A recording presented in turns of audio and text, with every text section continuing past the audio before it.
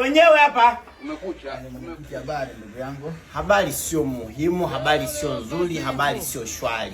Vipi, kuna msiba? Hakuna msiba. Hii nyumba nimezidisha uchafu. Tunalalamikiwa huko manispaa mmezidisha sana uchafu. Kwanza umenikosea. Mchafuzi sio mimi. Mchafuzi ni huyu nyuma na ni nyuma hapa. Mpangaji wa chumba cha pili. Wewe dada. Yaani unachafua unahisi kwamba ni rahisi. Njoo bana wewe. Nimemwambia mwenye nyumba wenu. Nimeshakaa nimemwambia naye zaidi ya mara mbili kwamba wewe unatofanya huu ni uchafu. Na serikali za mtaa zitakuja, ni bora mmekuja mumchukulia hatua. Huu ni uchafu, haja juu amezidisha hivi vibinti vya miaka hii 2000 ni vichafu. Huyu hapa. Kwani kuna nini? Hapo mwenyekiti hapo, uchafu wako wewe unavunania nani? Faini, tandika faini hapa mwenyekiti. Shikamani nataka kuninyima nini? Sasa shikamani wewe niambie mambo. Mwambie mambo akwandikie faini, muonyeshe nani vipengele wewe. Vinavyotakiwa. Atakiandikiwa labda mama yako na baba yako. Kwa uchafu gani huu? Kuhusu mimi kwamba mimi hata sikuwepo hapa almost hata 2 weeks. Kwa hiyo mimi sijui chochote. Hajui chochote, yani hana habari, yani hajui chochote. Kwa nini unachafua ile eneo? Sisi ndio tunaokaa. Kwa nini unachafua ile eneo? Sisi ndio tunaokaa naye hapa. Ilikuwa ni zamu yake na alikuwepo. Hakuwepo. Alikuwepo mwenyekiti. Wewe unakaa. Sasa hakuwepo. Mwenyekiti, mimi nakwambia hata sikuwepo. Yaani unaponiona mimi, yaani nimerudi sasa hivi tu. Unakuja sasa hivi. Umefika saa ngapi pale jamaa? Umefika saa ngapi bwana?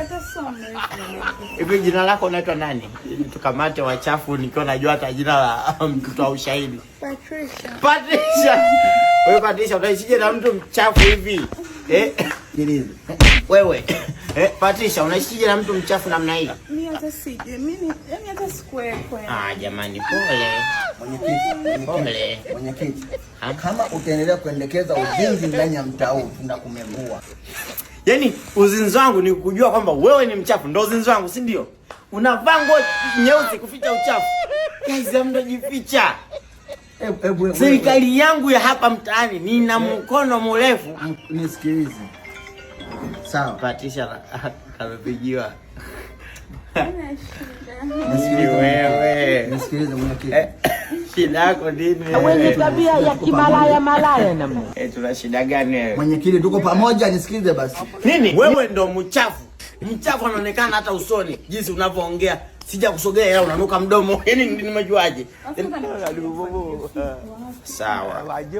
Mfuata ufagio. Nikujie huko. Unahisi na kuogopa Nikujie huko.